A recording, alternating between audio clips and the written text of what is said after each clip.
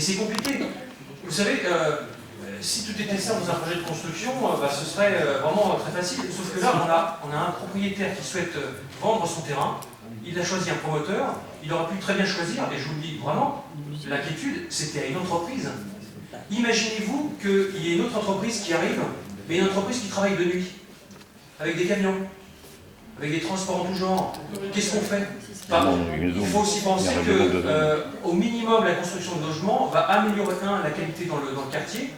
On va tendre vers ça au maximum, mais surtout que vos pavillons également, vos maisons vont certainement prendre de la valeur.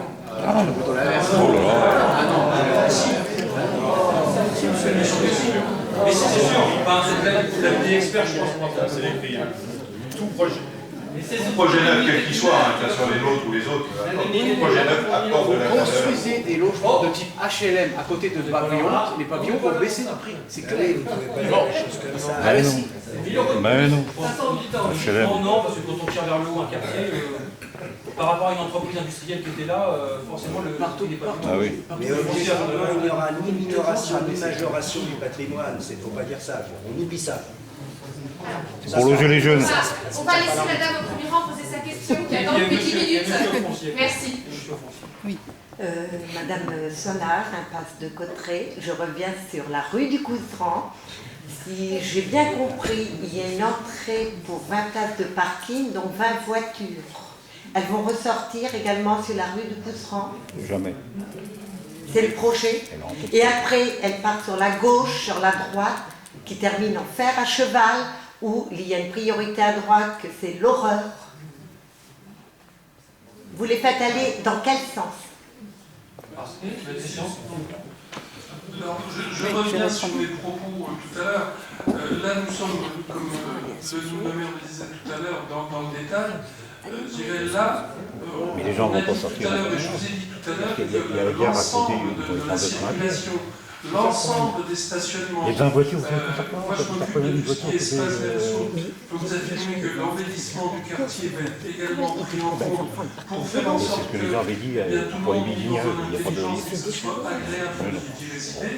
Et je peux vous affirmer qu'au niveau des stationnements, de la circulation, c'est un projet que nous allons mener avec vous. On va discuter avec vous, on va se rendre sur place. Enfin, disons, toutes les personnes qui ont évoqué un problème un petit peu pointu, un jour vous aurez le plaisir ou le déplaisir ou de me voir ou un de mes collègues frapper à votre porte pour évoquer avec vous les difficultés, les problèmes. Bon, on est là pour régler les problèmes.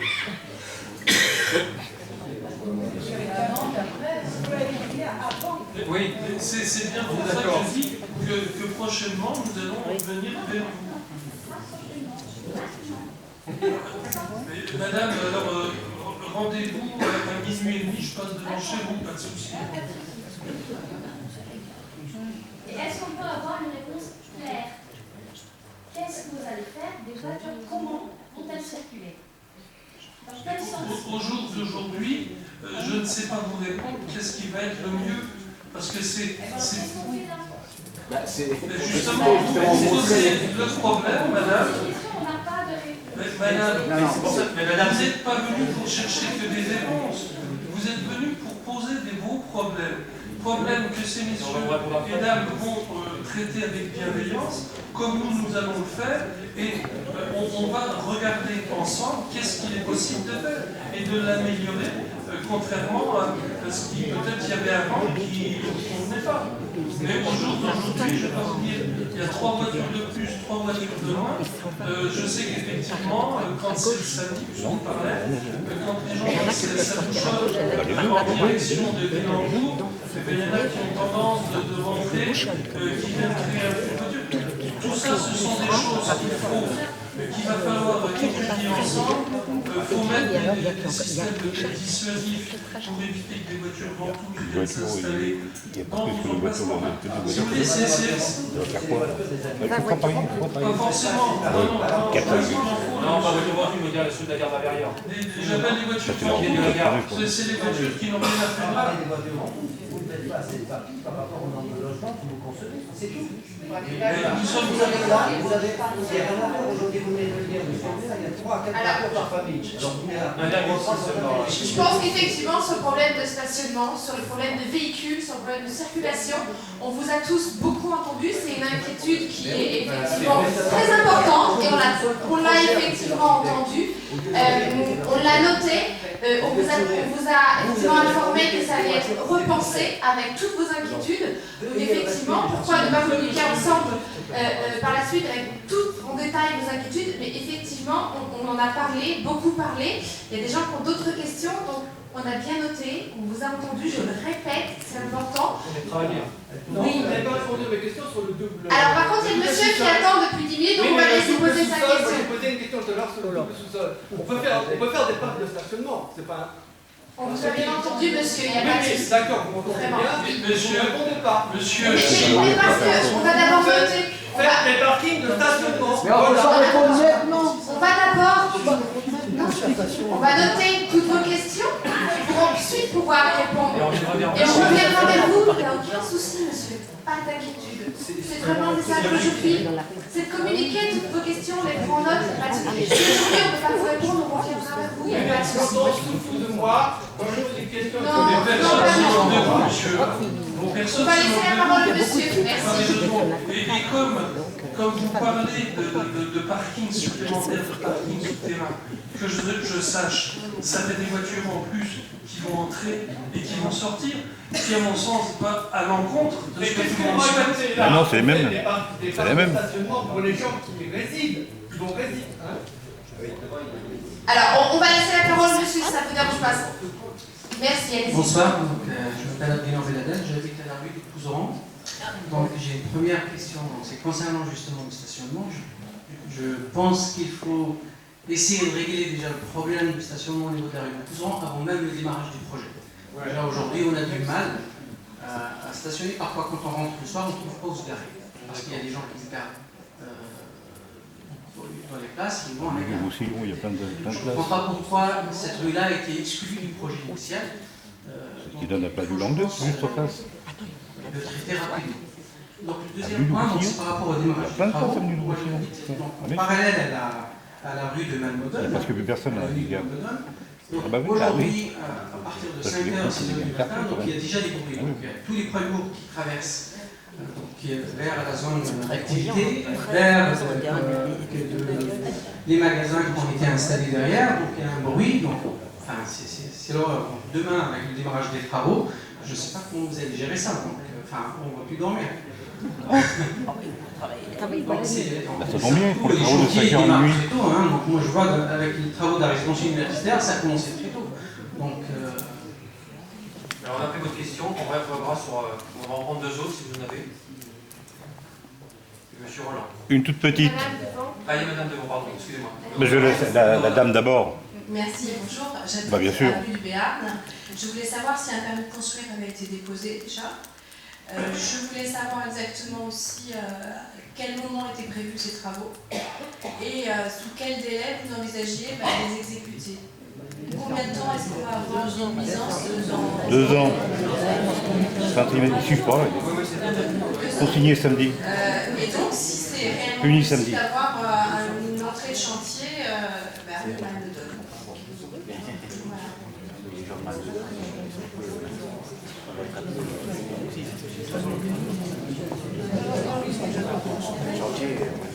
Bon, je vais pas y aller.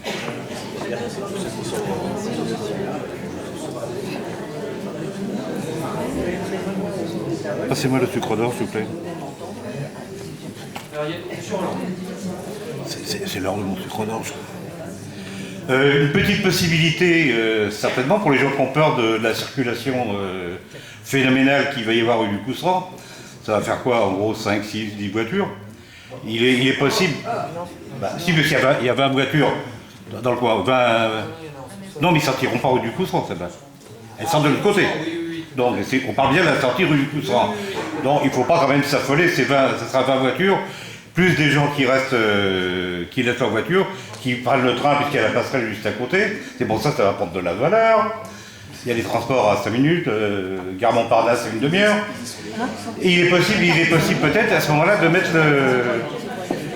une interdiction de tourner à gauche ou à droite à la sortie pour éviter peut-être un flot ininterrompu de voitures. Mais là je pense qu'il y a... Pardon. Quand tu as parlé de sang, j'ai pas entendu. Ah mais ça m'étonne pas. Non mais parce que tu causes trop vite. Je cause trop vite. Alors je vais parler doucement. Bah, vas-y. Les gens ont peur... Non, bon, parce que... Les gens ont peur d'une circulation intensive rue du Cousseran. Tu as dit que c'était faute, j'ai bien entendu. Bah, faute, à moins qu'il y ait des voitures, c'est des doubles, mais ça va faire une vingtaine de voitures. Il peut être possible de mettre une interdiction de tourner à gauche ou tourner à droite. Ça évitera un petit peu des flux ou autre. Mais de toute façon, ça ne représentera pas quand même quelque chose d'énorme. C'est comme les béguignages. Les béguignages, avant que le projet soit fait, on disait, oh là, il va y avoir un flot de voitures absolument énorme. Il n'y a pas tellement de gens. Là 170 logements, non plus 300. Donc on a gagné un petit peu. Hein? C'est des maisons, là, au béguinage. Pardon? C'est des maisons. C'est pas le même projet. Non, mais je sais bien, mais avant que le projet soit fait, des gens disaient qu'il va y avoir un flux de voitures. Donc là, il ne faut pas exagérer. D'autre part, je crois on parlait des macarons résidentiels.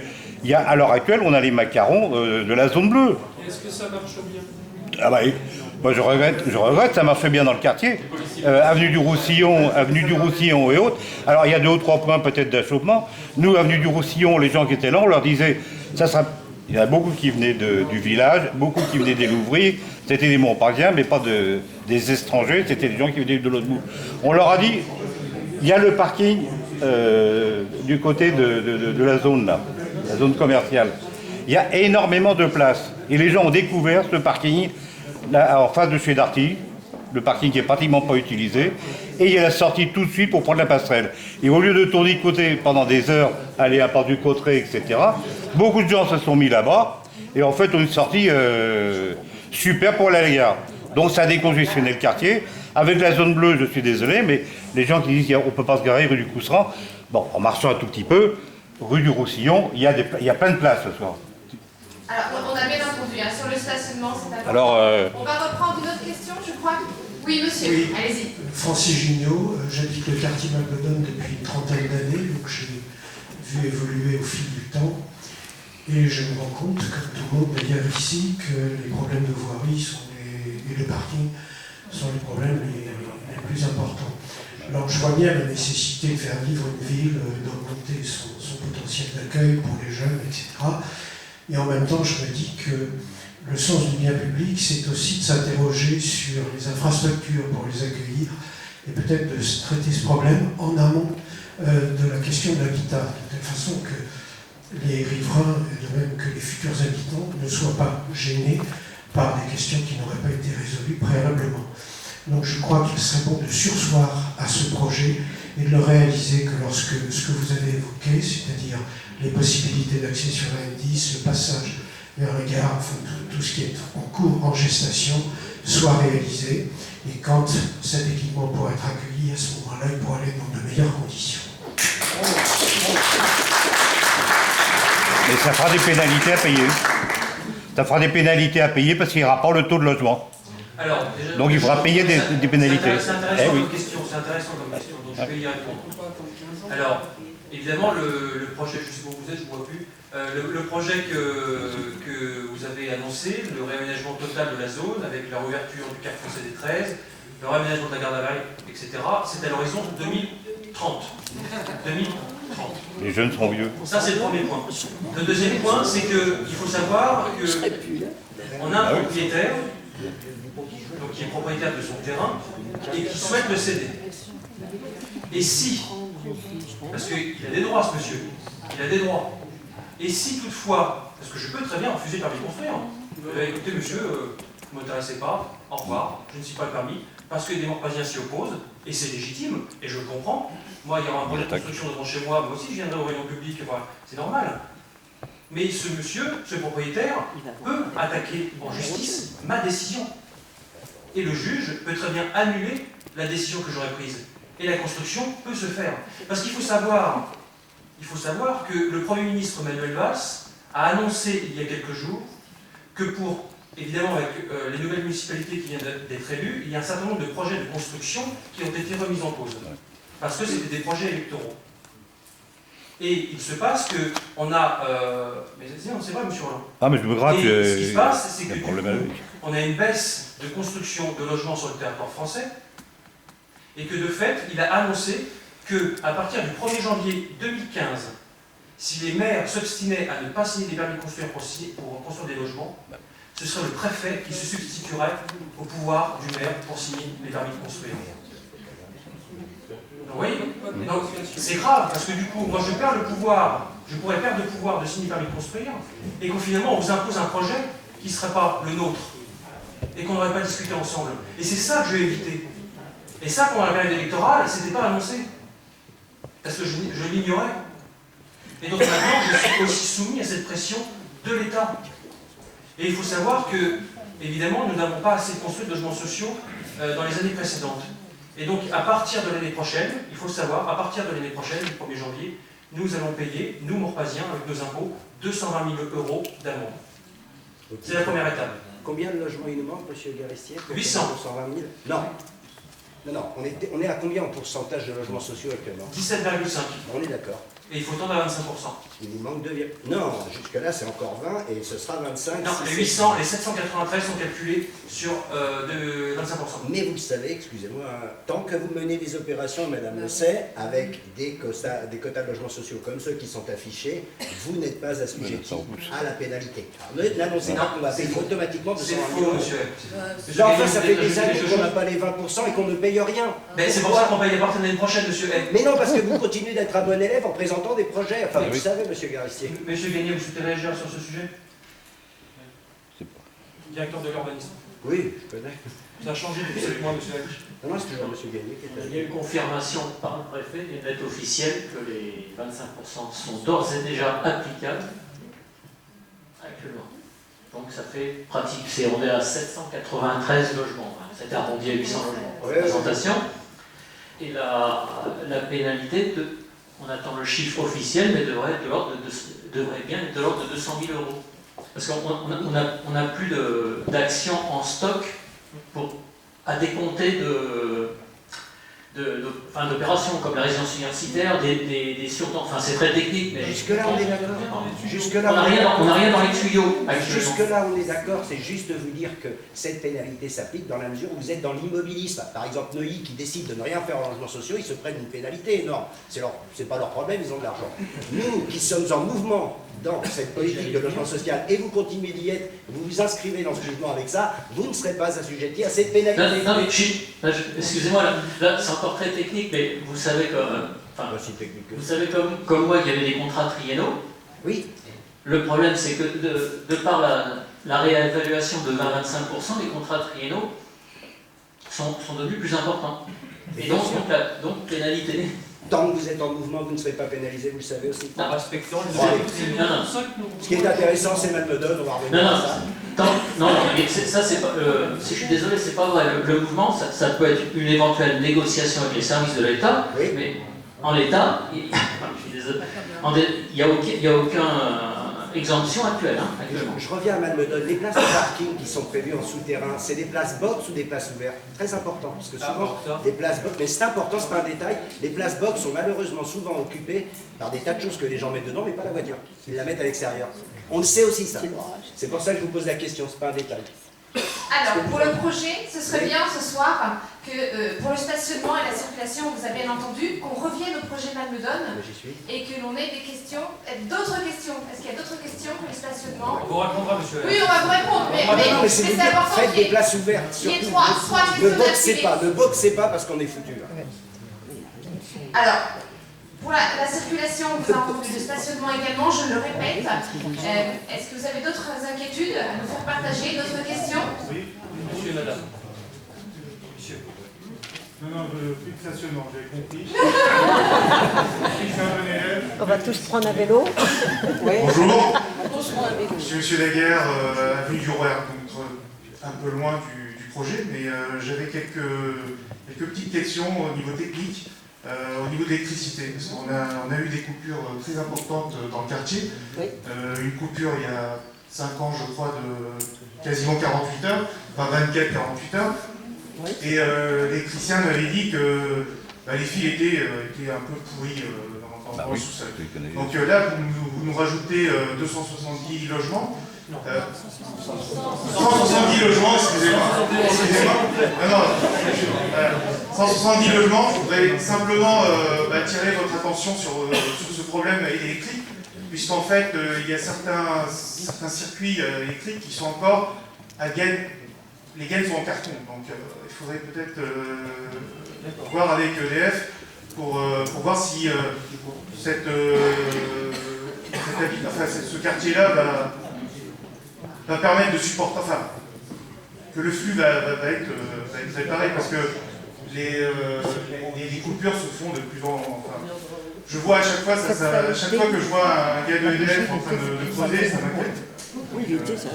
On voit l'hiver, merci. Et puis moi, je veux plus ça va être interdit. Alors, moi, ça serait pour les logements sociaux, le problème donc, des parents, des enfants aussi. Est-ce que vous avez prévu des ouvertures de classes à la même date? Je propose que ça sera à l'école. Oui, au moins. Moi, mes enfants sont grands et.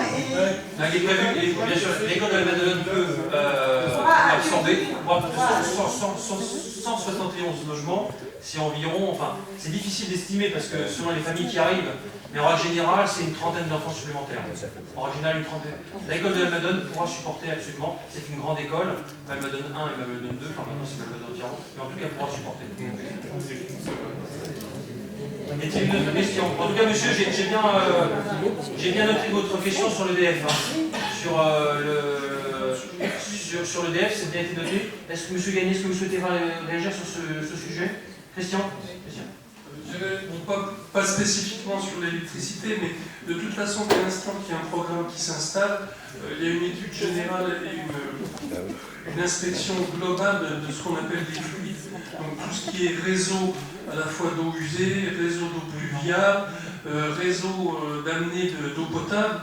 Si vous voulez, dès l'instant qu'un projet vient, c'est une inspection et une étude de dimensionnement, forcément. Donc vous parliez d'électricité, effectivement, si on vient se greffer sur un réseau distant qui est déjà faiblard, automatiquement vous avez des pertes d'intensité, vous avez en plus une baisse de tension, et comme les compteurs sont des compteurs qui fonctionnent en fonction de la tension, si on fait baisser énormément l'intensité, vous payez plus à l'EDF. Donc sachez que tout ça va être regardé méticuleusement afin que justement l'ensemble des réseaux soient conformes et en mesure d'accepter les logements qui seront décidés d'être implantés. Si je puis me permettre,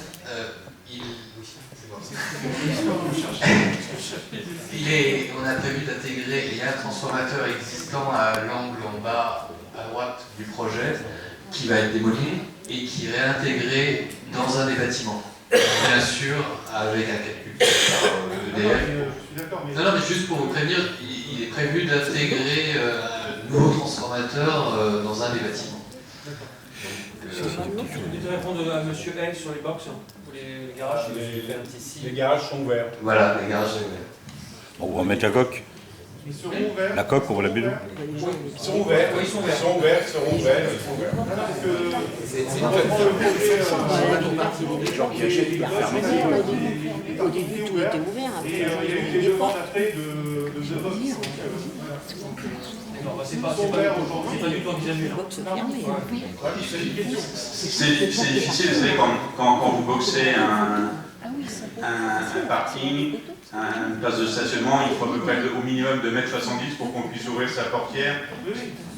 Là, les places, elles sont en axe à... sont réglementaires de 40. Supposez que quelqu'un mette un mur en parpaing, il s'enfuit de sa voiture. Excusez-moi, je rebondis dessus par rapport à, je ne sais plus qui a dit que les parkings qui étaient boxés ne servaient plus aux voitures. Bien sûr. Donc on n'a plus ce problème de voir la portière. Je connais les portières. Enfin, ils sont ouverts. Voilà, ils sont ouverts aujourd'hui.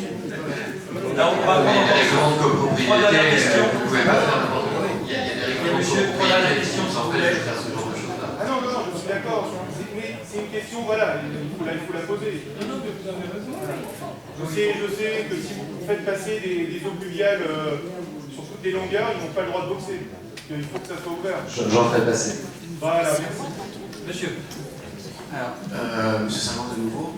Je voudrais savoir par rapport à ce projet s'il y a prévu un concierge pour ce type de logement, un gardien quoi en fait, voilà. Et deuxièmement, par rapport aux locaux poubelles, comment passeront le camion poubelle pour récupérer tous les déchetteries.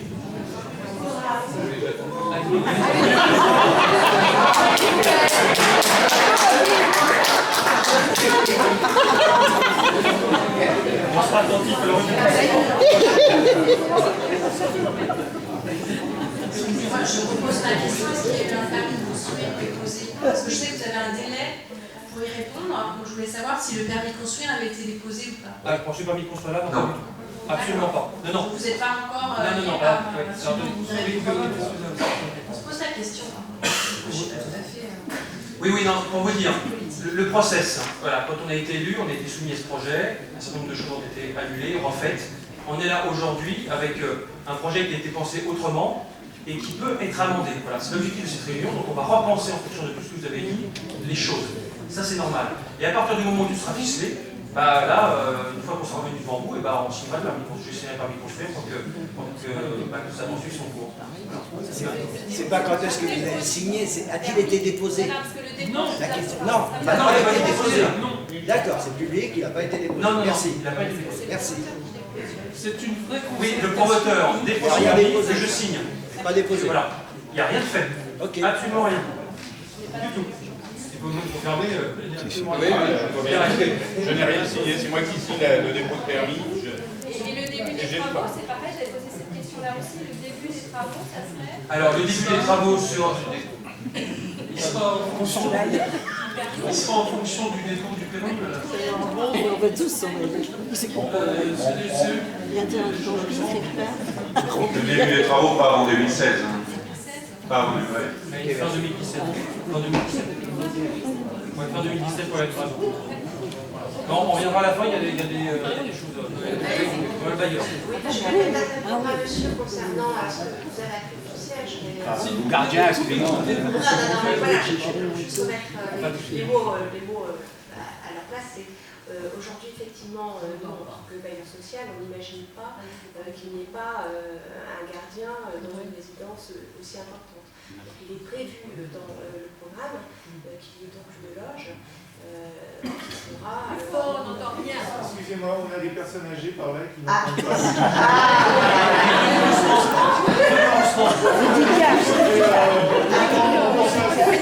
Je vais donc répéter pour. Voilà, j'espère que c'est mieux que ça. Je tenais à préciser effectivement pour monsieur qui posait la question concernant le concierge. Donc ce ne sera pas un concierge, c'est un gardien, et qu'il est bien prévu dans le programme, donc ce qu'on appelle une loge, pour pouvoir avoir, je dirais, un contact régulier avec les futurs résidents. Et je souhaite aussi rebondir sur ce point pour préciser que notre antenne de gestion se trouve à Élancourt et que donc, si tant est devait y avoir un souci, quel qu'il soit, la proximité de notre antenne de gestion à Élancourt ferait que les problèmes peuvent être réglés très rapidement, puisque tout à l'heure, je rebondis, excusez-moi monsieur le maire, mais sur quelque chose que vous avez dit concernant le logement HLM, qui pourrait dévaloriser le patrimoine d'à côté. Alors, je me permets juste de soulever un point important, c'est que dans ce programme, qui est un programme global, vous ne ferez pas la distinction entre du logement social et du logement libre. Si monsieur l'architecte n'avait pas précisé où se trouvait le logement social dans le programme, je mets au défi quelqu'un dans la salle de me dire où pouvait se trouver le logement social. Le logement social, il est intégré dans le programme.